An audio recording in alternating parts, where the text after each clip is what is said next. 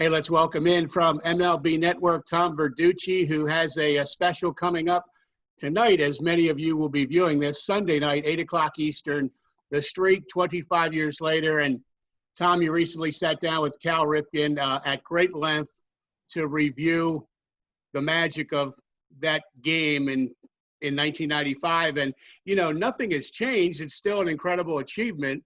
But as you sat down with Cal 25 years later, did anything change for you? Did anything strike you a little differently today than maybe in 1995?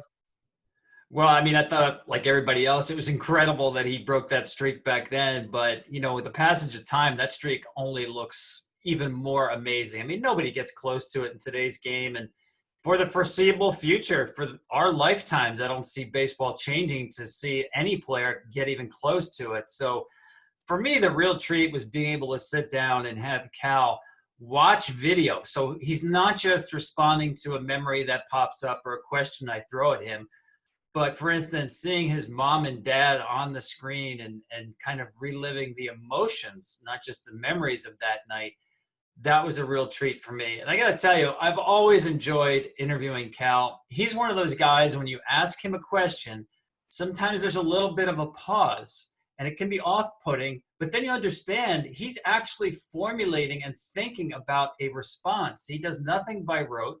It's the way he played the game. Everything was really measured, well thought out. And that's why, for me, he's been a great interview subject, and certainly looking back on 25 years of what I think is one of the most memorable and even historic regular season games in the game's history. You mentioned emotion, and Cal and his parents, of course, Cal Sr. is long since gone, but they have not showed a lot of emotions over the years. But Cal, I don't want to be a spoiler alert here, but it was emotional for him. And what was it like for you sitting across from him?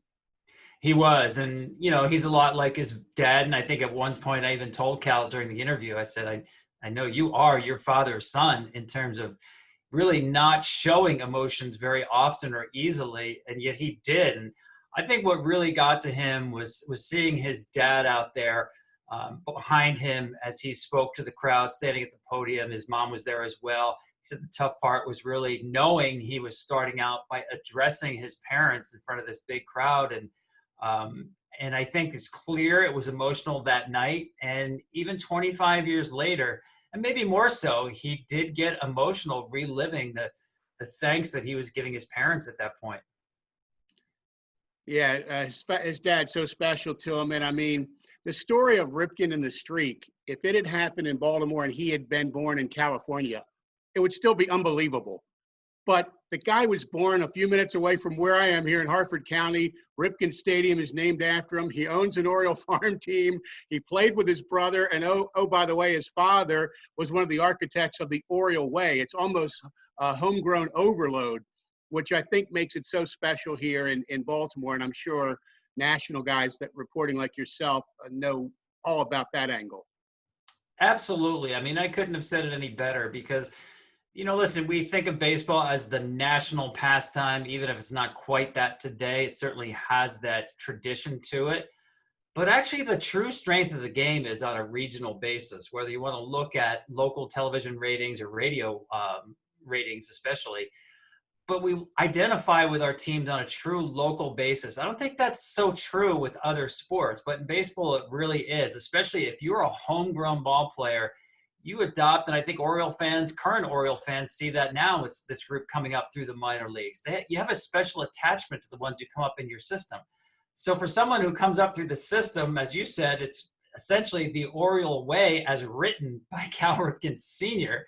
I mean, that's got Baltimore and the Orioles written all over this story. And I think on the West Coast, you could say Tony Gwynn was a very similar story. Mr. Padre grew up in that area, went to college there, and gave back to the community there as a college coach. And it's one of the things I've always loved, besides great ball players, Tony Gwynn and Cal Ripken, how much they gave back to the game. They gave so much while they were in the game, but with their time, they gave back to the game big time, especially to the youth. Was this streak really born of he just wanted to be there for his team every day? And then these days piled up on top of one another. And he has said, he touched on this with you, it was both his dad and Eddie Murray told him, hey kid, here we come to play every day and our team depends on us. And that's kind of where this all started. Yeah, I do. I don't think he ever set out to set a record. I mean, first of all, nobody would even think about getting to 21-31. No one really had gotten close to it. But I think it was the simple idea. First of all, it starts with a true passion for the game, right? I know Cal has said before in the past that, hey, if you could play Major League Baseball, wouldn't you want to do that every day? I think it starts out being that simple. I think it comes from his true stubbornness. And I say that in a complimentary way. You know, baseball can beat you down. There's an old saying in the game, there's two kinds of people in baseball: people who have been humbled and people who are about to be humbled. And it's easy to kind of hang your head and regroup and take some mental or physical days off. But I think the stubbornness that Cal went about playing baseball served him so well. You know, he never gave in. There was no concession, no matter where they were at in the standings or the season.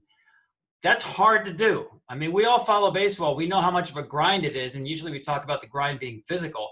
But the mental grind for him to stand up to that, I mean, that's as impressive in terms of mental strength as whatever physical strength it took. What was it like sitting with Cal, and you sat with Bill Ripken as well, who of course does such a great job on MLB Network, and having a little time with the brothers? It was like they were in the backyard again, you know, being teenagers and beating up on one another. And it was just, I was just sitting there like a fly on the wall listening to them tell stories. And Cal kind of admitted that maybe he fudged playing cards with his grandmother. He was so competitive.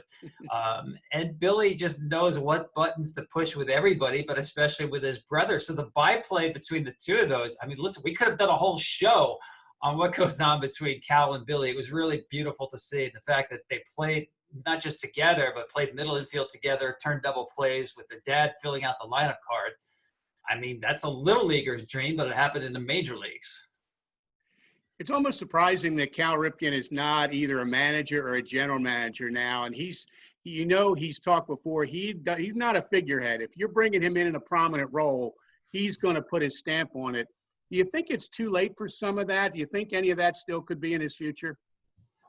I mean, listen, he's got such a great baseball mind. I'd never say it was too late, but I do agree that I don't think he would be interested in just a figurehead job. He has very distinct ideas and philosophies about baseball, and he would have to be true to those going into baseball. Now, the game has changed a lot. In the game now, the power seats in baseball seem to belong to younger, analytically driven general managers and presidents. So it would take an owner willing to pretty much now cut against the grain, the way the game is played, and to say, okay, this guy's got a great baseball mind, and we're going to give him the power to do that. I don't have any doubt that he would do well with that because, again, he knows the game inside and out. I think he relates well with people. But you would have to give him some runway to say, Cal, this is yours. Run this baseball team the way you think it should be run, and not have him compete with an analytics department or just be a figurehead. I don't think that would work. He said on your show, and it was clear at the time, he is okay with the streak kind of defining him. And yet he's a first ballot Hall of Famer, missed unanimous by a few votes, 400 hits, 3,000 hits, 400 homers. That's a small group, all the Gold Gloves, MVPs. So does that take away from any of that greatness? I don't think so. I think in a perfect world, it introduces a lot of casual fans to the greatness they otherwise would not discover. I don't think there's anything wrong with having, you know, like Frank Sinatra had My Way or New York, New York. There's nothing wrong with having one huge hit. And then they find out, well, wait a second, this is more than just a one-hit wonder.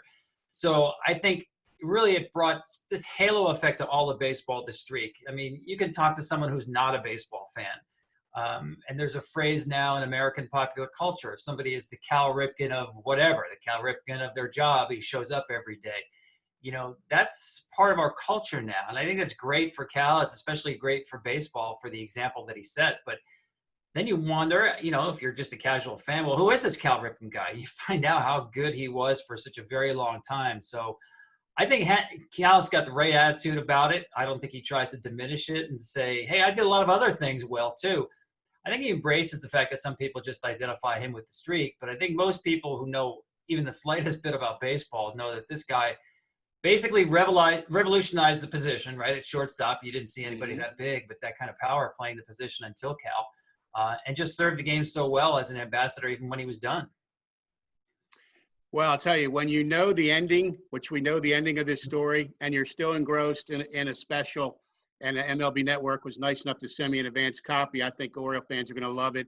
The Streak, 25 years later, Sunday night, 8 o'clock Eastern on MLB Network. And Tom, love your work, and especially love your work in this one. I mean, this really captured the special moments that we still feel all these years later. So really appreciate you joining me today. Thanks. You said it very well. I think even if you're an Oriole fan, very familiar with that night, you're going to learn some things, and you'll probably feel a little bit emotional about yourself and that night as well, watching it again. Yeah, grab the Kleenex. It might need it, but that's happened a few times around here with Cal. Hey, Tom, thanks for the time today. 8 o'clock Sunday night, The Streak, 25 years later on MLB Network. Enjoyed it, my friend. Thank you. I really appreciate it.